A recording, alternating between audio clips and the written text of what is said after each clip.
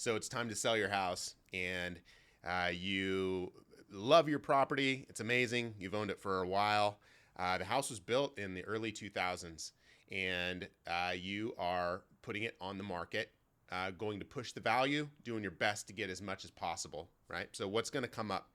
And a lot of people are facing this situation right now, whether it's a rental that they owned, whether it's their personal property that they've owned.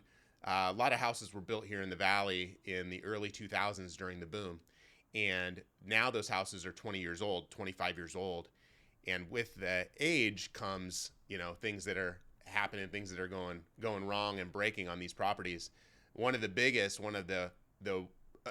heaviest lifts of a house that you're selling is the roof, and the roof is coming up consistently. I'd say for the properties that we've sold here in the valley, if the roof hasn't been done in the last 10 years, there's an exceptionally high probability that a buyer is going to ask for the roof to be done or replaced or something, even if the property has no roof issues whatsoever at this point, other than some underlayment that's exposed or some cracked tiles or whatever that is. Buyers are using that as leverage to get prices down.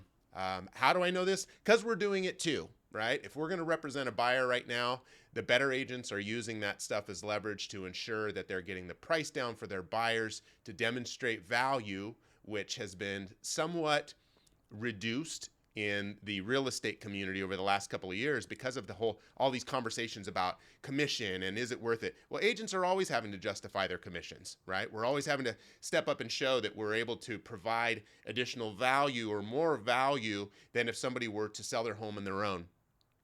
Last night, I got a call from someone that had been someone in my life long time ago. If it tells you anything, this person called and asked if I was still doing real estate. So we haven't spoken in a little while, and had some questions about a transaction that he's experiencing himself as he is, working with an agent that he hasn't been able to have the strongest of conversations or get the most out of. The question came down to, he priced his home at a discount knowing that the roof was older. And the roof's older. The rest of the house overall is, I guess, in pretty good condition. Got it under contract in a week, right? Like, it's making sense. The struggle is that now, working against a great buyer's agent, which it sounds like the other agent is, this person is putting together a case, right? They're putting together a case as to why this seller is going to need to reduce the price even more, knowing that the roof needs full replacement and this and this and this and this. Although he priced the property with that in mind, unless that expectation is consistent across the board from listing agent to buyer's agent to buyer, and even if it is, the buyer is still probably going to ask for something, is going to ask for some sort of credit and posture in some way.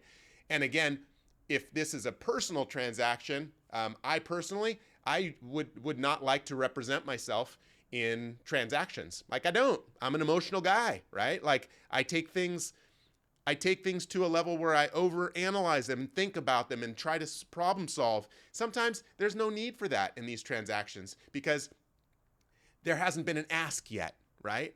If we know that the condition of all these things are a certain way, how do we know what the other person's really going to ask for until they do? So we overanalyze everything and we think it to death and ultimately cause ourselves ulcers and grief when we don't need to. And in this particular case, this particular person, like, I'm not his agent. Therefore, I don't know all the facts. I don't know everything that's there. Giving somebody advice that is not our client is not something that we like to do or that we should be doing, right? Because I don't know all the facts. I don't know everything that's there. So giving somebody advice on little pieces of a transaction, let me tell you, there's no quicker way than to screw up somebody's transaction than to just piecemeal it together. However, in this particular case, my takeaway from it was that this person thought they were doing a good job by pricing it right at the beginning, pricing it grossly under market value because of the fact that he was getting knowing that they was going to have to replace the roof.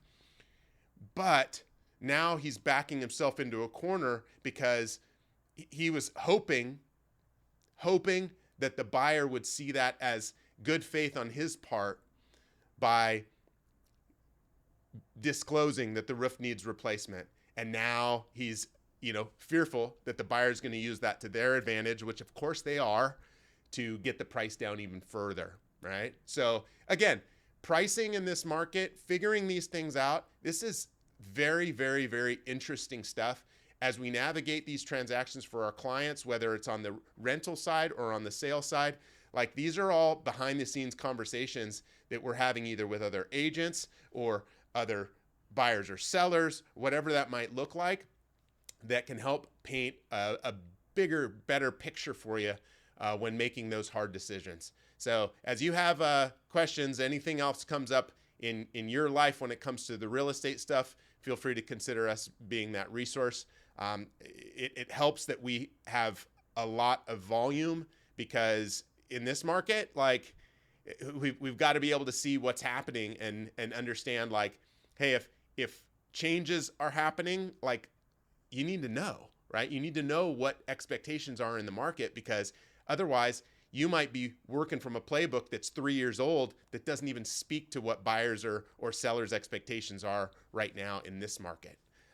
Thanks for watching. I appreciate it. Hope you have a great weekend, and look forward to bringing you more information next week. See ya.